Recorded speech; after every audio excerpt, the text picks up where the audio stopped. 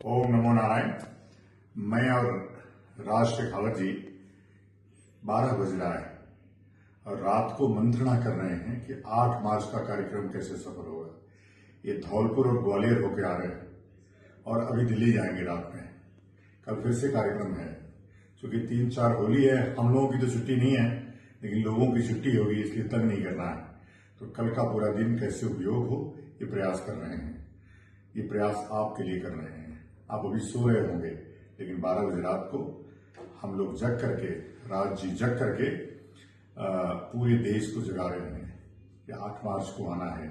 मोदी को बताना है कि हम रात रात भर क्यों जग रहे हैं। इसलिए कि यह देश एक रहे, हिंदू एक रहे, समाज एक रहे। समाज को बांटने वाली जो शक्तियां हैं वो कमजोर पड़े और उनका नष्ट नाबूद हो। मैं राज जी से चाहूंगा कि 2 शब्द आपके लिए 12 बजे रात को बोले। शुक्रिया महाराज जी, आपने आदेश किया है तो मैं अपनी बात रखूंगा।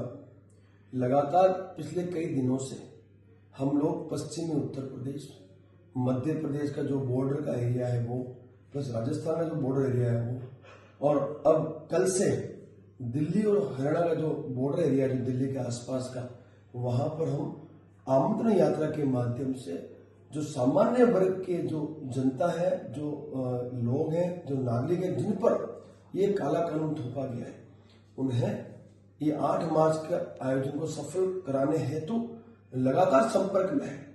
तो कई सारी ट्रेनें बुक हो चुकी है, बसें भी बुक हो चुकी है महाराज जी। बड़ी संख्या में लोगों ने बसों की व्यवस्था की है और कई लोग अभी भी बसों के लिए लोगों को बता रहे हैं कि भाई आप जिसको भी दिल्ली जाना है तो वो बसों की व्यवस्था करके दे रहे हैं महाराज जी, वो ट्रेनों की व्यवस्था करके दे रहे हैं। तो 8 मार्च का जो हमारा आयोजन है वो माँ करने की कृपा से अवश्य सफल होगा, आपका आशीर्वाद से अवश्य सफल होगा। लेकिन इस आयोजन को सफल करने के लिए सबसे बड़ी जो हमें आवश्यकता है वो है संख्या की आवश्यकता।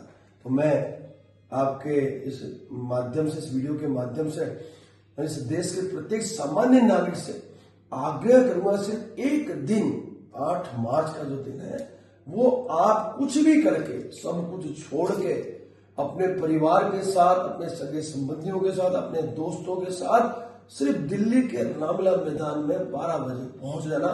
बाकी मुझे पूरा विश्वास है कि हमारे जो महाराज जी हैं, जो हमारे परम सम्मानीय, परम आदरणीय, जो हमारे जो संत महात्मा है, जिनकी अध्यक्षता में स्वर्ण समाज समन्वय समिति का गठन हुआ है, उनकी अध्यक्षता में इतना बड़ा मूवमेंट होने जा रहा है।